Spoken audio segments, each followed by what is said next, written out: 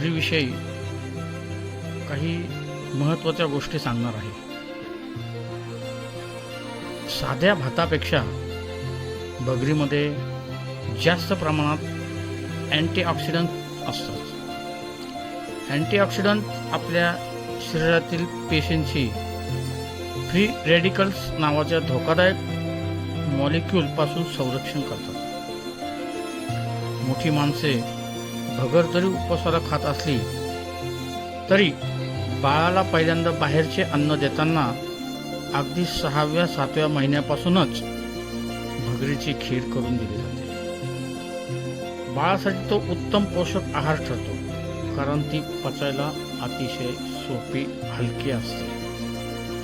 तर बघा, खरं तर तुम्हाला मी भगरीची माहिती देत असताना भगरीचे थालीपीठ, भगरीची खीर, भगरीचे विविध प्रकार असे तुम्हाला खरे दाखवायला पाहिजे होते. पण तसं न करता मी फक्त भगरीची तुम्हाला अतिशय माहिती महत्त्वाची ती देत आहे. त्यामुळे ते तुम्हाला दाखवण्याची किंवा देण्याची मला काही विशेष आवश्यकता वाटत नाही. ही माहिती मी जी तुम्हाला देत आहे ही तुम्हाला कुठेच मिळणार नाही. विशेष म्हणजे भगर ही उपवासाच्याच दिवशी खाल्ली जाते. इतर वेळेस शक्यतो भगरीचं कोणीही सेवन करत नाही, काही खात नाही. तर मग चला, आपल्याला अशाच प्रकारचे नवीन नवीन व्हिडिओ बघण्यासाठी आपण माझ्या चॅनलला सबस्क्राईब करा आणि उदय व्लॉगला लाईक करा. आता बघा, सगळ्यात महत्त्वाचं म्हणजे आपल्या या भगरीमध्ये काय असतं हे तुम्ही बघू. आपण एक तर उपवासाच्या दिवशी काय करतो, एक दिवसभर उपवास असतो आणि उपवासाच्या दिवशी जड अन्न खातो आणि त्यामुळे आजारी पडतो. तसं न करता भगर ही पचायला सगळ्यात सोपी, सगळ्यात चांगली, पौष्टिक, आणि म्हणून ही गोष्ट बऱ्याच जणांना माहिती नाही आहे. आणि मग ते जड अन्न वेगळ्या वेगळ्या प्रकारचे, आता ते मी नाव घेत नाही, परंतु साबुदाणा जातो. तर साबुदाणा हा पचायला खूप जड असतो. त्यामुळे साबुदाणा हा क्वचितच खावा, नाही खाल्ले तरी चालेल. भगर ही सगळ्यात चांगली. तर भगरीचं आपल्यासाठी काय आहे? खरं तर भगर म्हणजेच काही जण त्याला वरीचे तांदूळ हे पण म्हणतात. सहसा उपवासाचा दिवस जर आपण सोडला ना तर भगर शक्यतो कोणी खातच नाही. पण भगर खूप पौष्टिक आहे. एरवी सुद्धा खायला किती सुंदर आहे, किती छान आहे हे आपण खरं तर जाणून घेतलं पाहिजे. हिंदीमध्ये याला सामा चावल म्हणतात. शिजलेल्या भगरीची चव सुद्धा काहीशी भातासारखीच असते. खरं तर भगर हे काही धान्य नाही. भगर म्हणजे शेतात आपोआप उगवणाऱ्या गवताच्या एका प्रकाराच्या बिया आहेत. भगरीमध्ये प्रोटीनचे भरपूर प्रमाण असते. तांदूळ, गहू, ज्वारी या धान्यापेक्षा भगरीत कॅलरी कमी असतात. जास्त प्रमाणात प्रोटीन असल्यामुळे थोडीशी भगर खाऊन सुद्धा अंगात शक्ती येते.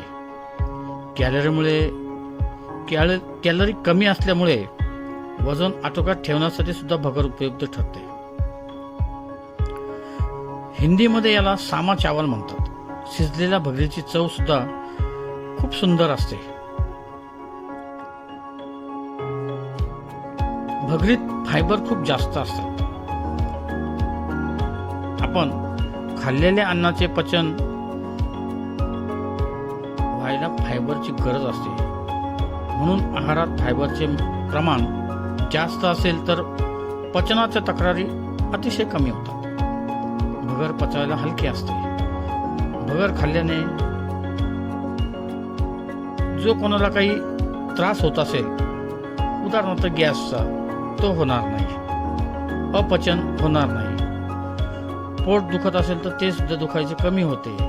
म्हणजे पोटाविषयीचे जे काही तक्रारी आहेत त्या सुद्धा कमी होतात, होणारच नाहीत. आहारात फायबरचे प्रमाण जास्त असेल तर पोट भरल्याची भावना सुद्धा लवकर येते आणि जास्त वेळेसाठी टिकून राहते.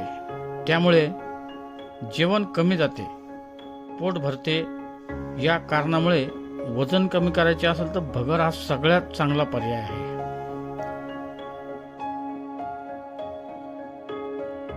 अन्नामुळे रक्तातील साखर नियंत्रित राहते. या भगरीच्या या अन्नामुळे रक्तातील साखर नियंत्रित राहते. मधुमेह असणाऱ्या लोकांना या प्रकारचे अन्न खाण्याचा सल्ला दिला जातो.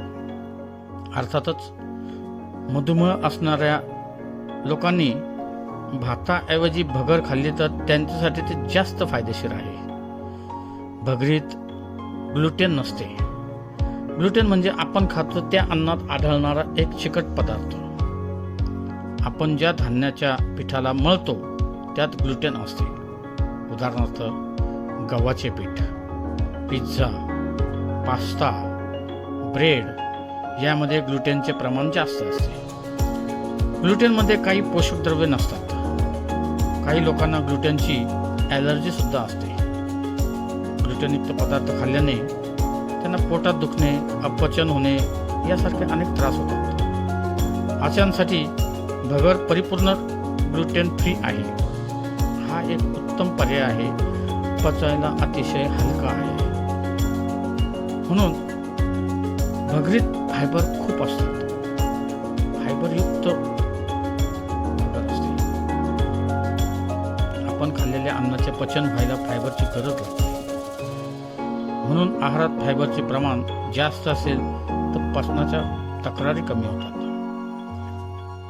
अशा अनेक गोष्टींनी युक्त अशी आपली भगर आहे.